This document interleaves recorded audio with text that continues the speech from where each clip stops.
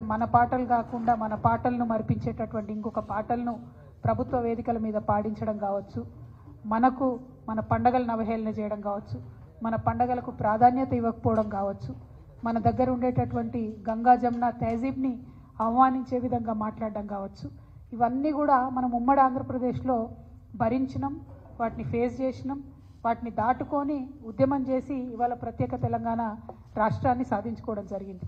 ప్రత్యేక తెలంగాణ రాష్ట్రం సాధించుకున్న తర్వాత కేసీఆర్ గారు పెద్దలు ముఖ్యమంత్రి అయిన తర్వాత మరి చిన్నది పెద్దది అని చూడకుండా అది పాలపిట్టైనా, తంగేడు పువ్వైనా, జమ్మి చెట్టైనా, కృష్ణ జింకైనా అన్నీ కూడా అధికారిక చిహ్నాలుగా ప్రకటించుకుంటూ, అట్లానే బతుకమ్మ పండుగైనా, బోనాల పండుగైనా వాటిని రాష్ట్ర పండుగలుగా ఆనాడే కేసీఆర్ గారు గుర్తించడం జరిగింది. అట్లానే తెలంగాణ సమాజానికి వందల సంవత్సరాలుగా అలవాటు ఉన్నటువంటి మత సామరస్యాన్ని కాపాడడానికి కూడా ఒక పక్క క్రిస్మస్ని ప్రభుత్వపరంగా చేస్తూ, ఇంకొక పక్క రమదాన్ని చేస్తూ, ఇంకొక పక్క బతుకమ్మ బోనాలు చేస్తూ మరి అన్ని విధాలుగా కూడా మన గంగా జమున సంస్కృతిని కాపాడుతూ రావడం జరిగింది. మరి ఇవాళ 10 ఏళ్ళు బీఆర్ఎస్ పాలన తర్వాత ఒక రికార్డ్ లాగా ఒక చిన్న మత కల్లోలం కూడా లేకుండా మనం సాధించుకోవడం జరిగింది. ఇవాళ కాంగ్రెస్ ప్రభుత్వం వచ్చినప్పటి నుంచి ఏం జరుగుతుంది? వచ్చినప్పటి నుంచి రేవంత్ రెడ్డి గారు ముఖ్యమంత్రి గారు ఏం మాట్లాడుతూ ఉన్నారంటే, ఫస్ట్ తను మొదలు పెట్టడమే రాష్ట్ర అధికారిక చిహ్నం మారుస్తాను, ఆ చిహ్నంలోంచి చార్మినార్ తీసేస్తాను, ఆ చిహ్నంలోంచి కాకతీయ తోరణం తీసేస్తాను అనేటటువంటి అంశాలు మాట్లాడడం జరిగింది. మళ్ళీ ఏమైందో ఎవరు బుద్ధి చెప్పినరో పెద్దగా దాని జోలికి పోకుండా అది విరమించుకున్నట్టుగా అనిపించింది. ఆ తర్వాత మళ్ళీ ఏ పండగ వచ్చినా కూడా దాన్ని చేయకుండా, అంటే రమదాన్ పండుగ వచ్చింది, దానికి తోఫా ఇవ్వలేదు. బతుకమ్మ పండుగ వచ్చింది, మా ఆడబిడ్డలకు చీరలు ఇవ్వలేదు.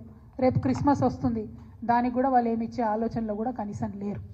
అదేవిధంగా మరిగా ప్రభుత్వ వేడుకల్లో పాడుతున్నటువంటి పాటలు చూస్తే నిజంగా కన్నీళ్ళు వచ్చేటటువంటి పరిస్థితి.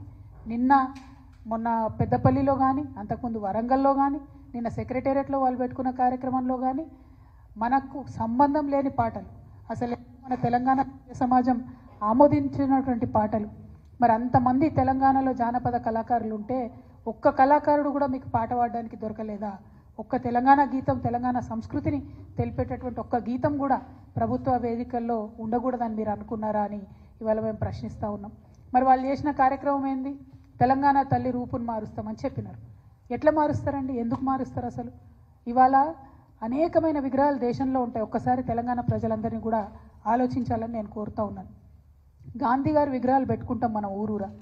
ఏం జీవం ఉందని పెట్టుకుంటామండి? ప్రేమ ఉంది కాబట్టి, మనసు నిండా గౌరవం ఉంది కాబట్టి పెట్టుకుంటాం. అంబేద్కర్ వారి విగ్రహాలు ఉన్నాయి, ఊరూరా ఉన్నాయి, కోట్ల సంఖ్యలో ఉన్నాయి.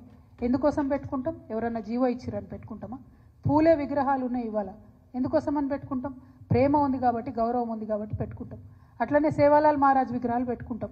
ఎందుకోసం పెట్టుకుంటాం? ఎవరన్నా జీవో ఇచ్చిరని పెట్టుకుంటామా? ఏదైనా ప్రభుత్వం ఆదేశించిందని పెట్టుకుంటామా? ఎందుకోసం అని పెట్టుకుంటాం?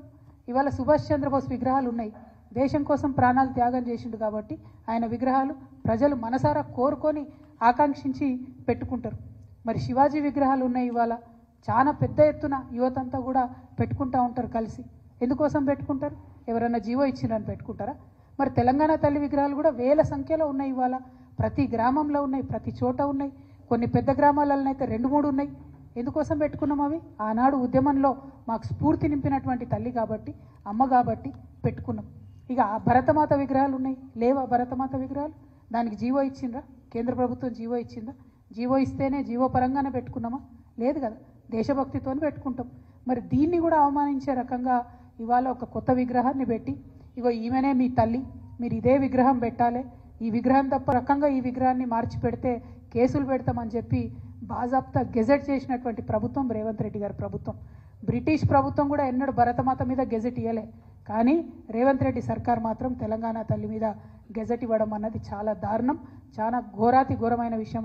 మనం గమనించాల్సిందిగా నేను తెలంగాణ ప్రజలందరినీ కూడా ఇవాళ కాంగ్రెస్ నాయకులు ఎట్లా మాట్లాడుతున్నారంటే, ఉమ్మడి ఆంధ్రప్రదేశ్లో సమైక్యాంధ్రాన్ని కోరుకునేటటువంటి కాంగ్రెస్ నాయకులు ఏదైతే ఆర్గ్యుమెంట్ తీసుకొచ్చిండ్రో, ఏదైతే మాట్లాడినరో అవే ఇప్పుడు వీరు కొనసాగిస్తున్నటువంటి పరిస్థితి. అంటే ఒక వింతవాదం, ఒక వితండవాదం, దానికి కాంగ్రెస్ వాదం అంటాం మేము, తెలంగాణ వాదం అనం. మీరు కాంగ్రెస్ వాదులు, మీరు తెలంగాణ వాదులు కాదు, ముమ్మాటికి కాలేరు. మీకు ఎప్పటికీ కూడా కాంగ్రెస్ ప్రయోజనాలే ముఖ్యం తప్పితే తెలంగాణ ప్రయోజనాలు ముఖ్యం కాదు. ఈ మాట ఇంకొక విషయం, మనందరం ఎందుకు పోరాటం చేసినాం? నీళ్ళ కోసం పోరాటం చేసినాం. ఆదిత్యనాథ్ దాస్ అనేటటువంటి ఒక అధికారి, ఆంధ్రప్రదేశ్లో చీఫ్ సెక్రటరీగా పనిచేసి రిటైర్ అయినటువంటి అధికారి, అక్కడ ఉండి రాయలసీమ లిఫ్ట్ ఇరిగేషన్ నుంచి రోజుకొక టీఎంసీ నీళ్ళని తీసుకుపోవచ్చని ఆదేశాలు ఇచ్చినటువంటి అధికారిని తీసుకొచ్చి ఇవాళ మీరు తెలంగాణ రాష్ట్ర ఇరిగేషన్ శాఖలో అడ్వైజర్గా పెట్టిండ్రు. అంటే మీరు ఎవరి ప్రయోజనాలు కోరుకొని పెట్టిండ్రు? మనకు వ్యతిరేకంగా జీవోలు ఇచ్చినటువంటి వ్యక్తి తెలంగాణ రాష్ట్రానికి వచ్చి మన నీళ్ళకు సంబంధించి ఆయన ఏం హామీలు ఇస్తాడు, ఏం అడ్వైజ్ చేస్తాడు అన్నది కూడా ఇవాళ ముఖ్యమంత్రి గారు చెప్పాల్సినటువంటి అవసరం ఉంది.